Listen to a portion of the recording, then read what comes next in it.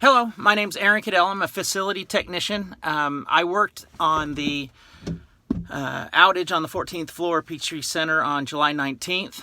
I was asked to give a quick video on what was challenging about this repair. I received a text message on Friday night saying that there was a cut cable in Atlanta that I needed to go look at Saturday morning. So I came into work Saturday morning, was instructed to head up to Atlanta to the office up there. I wasn't aware of what it was. I thought it might have been a cut cable somewhere in the ground. I get there and Mark Harden meets me and Mark Knight, and he says, follow me, and we go up to the 14th floor, and there I see a bunch of cut cables up in the ceiling above all the an old system. And he says we need to get this all put back together. Well, I'd never seen that system before in my life, and I assumed he or someone knew how to put the wires that were cut back together. And he said, well, that's why you're here. We need to figure out how to put these wires together. It was a hybrid cord that went from an old system and then was put over to a new system. And I looked at the scope of it. There were 12 systems down. Each system had 320 pairs of wires. Those wires were not color for color.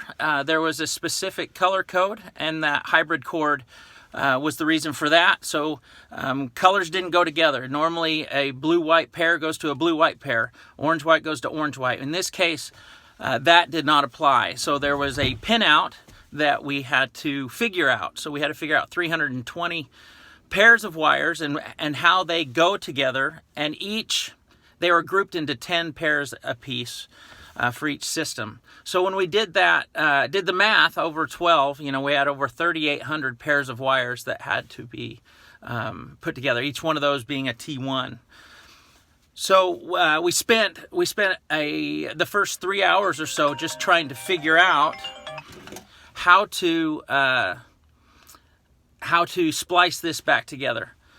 From what I understand, Nokia was called, and they said that they wouldn't be able to get anything fixed for a couple weeks. And then initially, when we got the first system up and figured out exactly how to wire it together, we gave initial estimates of 7 days because of the scope, 3,800 wires that had to be put back together. And then we decided that an assembly line kind of system would be much better. So we had specific tasks. We got some more technicians in, and we were able to get the repairs made within a 48-hour period, barring some splicing errors. But I think the biggest thing that this damage, the biggest part of that was we had never seen this system. We didn't know how it was wired. So I had a learning curve to overcome prior to even knowing what to do next.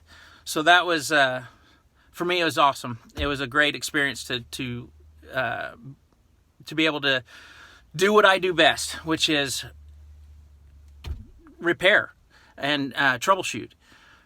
So that was the biggest thing to overcome on this particular outage. So 3,800 pairs of wires in 48 hours is what we ended up with. So it ended up being a very successful repair, in my opinion, where initial estimates were 14 weeks out, and then 7 days, and then once we got things figured out and the best practice for this particular damage, we got that all of that respliced in 48 hours.